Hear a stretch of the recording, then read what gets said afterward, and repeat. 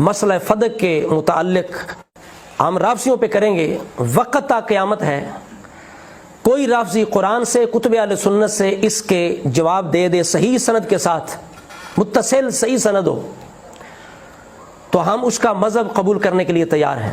کہ لوگوں کا یہ دعویٰ ہے کہ رسول اللہ نے اپنی حیات میں باغ فدق کو سیدہ کائنات کو دے دیا تھا، مالک بنا دیا تھا، ہبہ کر دیا تھا. تو اس بات کو کوئی بندہ ہماری اہل سنت کی کسی کتاب سے صحیح سند متصل کے ساتھ ثابت کر دے،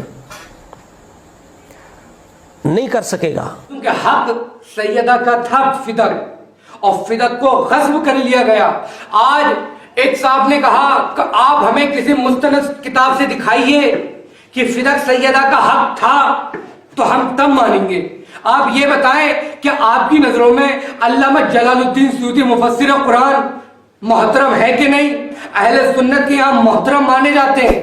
علامہ جلال الدین سیوطی اپنی تفسیر در منصور اور جلد نمبر 4 اور صفحہ نمبر 177 پر لکھتے ہیں، ابو سعید خدری سے روایت نقل کرتے ہیں، کہتے ہیں کہ جب سورہ اسراء کی آیت نمبر 26 نازل ہوئی تو رسول اللہ نے اپنی بیٹی فاطمہ کو بلایا اور فدق انہیں ہبہ کر دیا، فدق انہیں عطا کر دیا.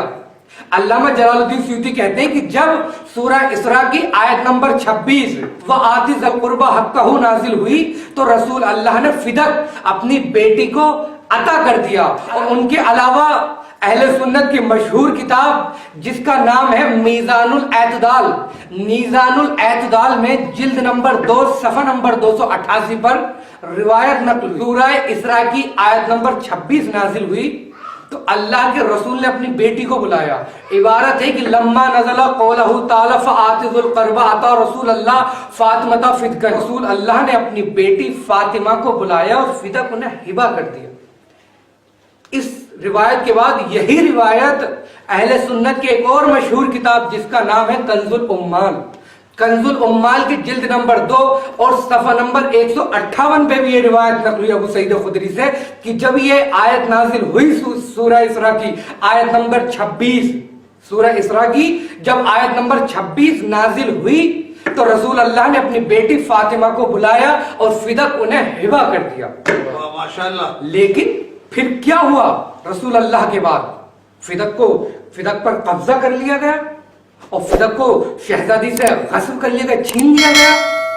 اور میں بڑا پریشان تھا کہ چھینا کیوں گیا، اور اگر چھینا گیا اور جب شہزادی دربار میں آئی تو فدق واپس دیا کیوں نہیں گیا؟ جبکہ کوئی بڑی بات نہیں تھی خلیفہ کو کہ خلیفہ فدق واپس کر دے، اپنی غلطی مانتا اور فدق واپس کر دیتا. لیکن خلیفہ نے فدق واپس نہیں کیا. میں بڑا پریشان تھا، میں نے بہت دیکھا کہ کیوں نہیں دیا. مجھے تب پتا چلا جب میں نے اہل سنت کے مشہور و معروف عالم دین علامہ ابی الحدید معتزلی کی کتاب شرح نہج البلاغہ پڑھی. علامہ شرح نہج البلاغہ جلد نمبر 4 اور صفحہ نمبر 78 پر لکھتے ہیں، کہتے ہیں کہ میں نے اپنے استاد جن کا نام علی بن فاروقی تھا جو بغداد کے مدرسے کے استاد تھے، کہتے ہیں میں نے اپنے استاد سے سوال کیا اور میں نے اپنے استاد سے پوچھا، استاد کیا شہزادی فاطمہ زہرا جب دربار میں آئی اور مطالبہ فدق کیا، کیا شہزادی اپنے حق میں سچی تھی؟ کہتے میرے استاد نے کہا ہاں وہ سچی تھی. کہتے میں نے کہا جب رسول اللہ کی بیٹی دربار میں آئی اور آنے کے بعد انہوں نے اپنا حق مانگا اور جب وہ اپنے دعوے میں سچی تھی تو ان کا حق انہیں کیوں نہیں دیا گیا؟ کہتے ہیں ایک مرتبہ میرے استاد خاموش ہوئے. میرے استاد نے کہا سنو، اس لیے شہزادی کو حق نہیں دیا گیا تھا اس لیے کہ جب شہزادی دربار میں اپنا حق مانگنے کے لیے آئی، اگر شہزادی کو اس وقت ان کا حق دے دیا جاتا تو شہزادی دوسرے دن پھر دربار میں آ جاتی اور آنے کے بعد خلیفہ سے کہتی اب یہ خلافت بھی چھوڑو اس لیے کہ یہ خلافت میرے شوہر کا حق ہے. اگر خلیفہ پہلے ہی دن شہزادی کو حق دے دیتا اور شہزادی کو فدق دے دیتا، دوسرے دن خلیفہ کو خلافت بھی چھوڑنی پڑتی اور خلیفہ کے پاس کوئی جواب نہ رہتا تو فدق حق علی کی وجہ سے شہزادی کو نہیں دیا گیا، حق علی کی وجہ سے، خلافت کی وجہ سے، اس لیے کہ خلافت کا لالچ ان کے دل میں اتنا تھا کہ رسول اللہ کی صدیقہ بیٹی کو جھٹلا دیا.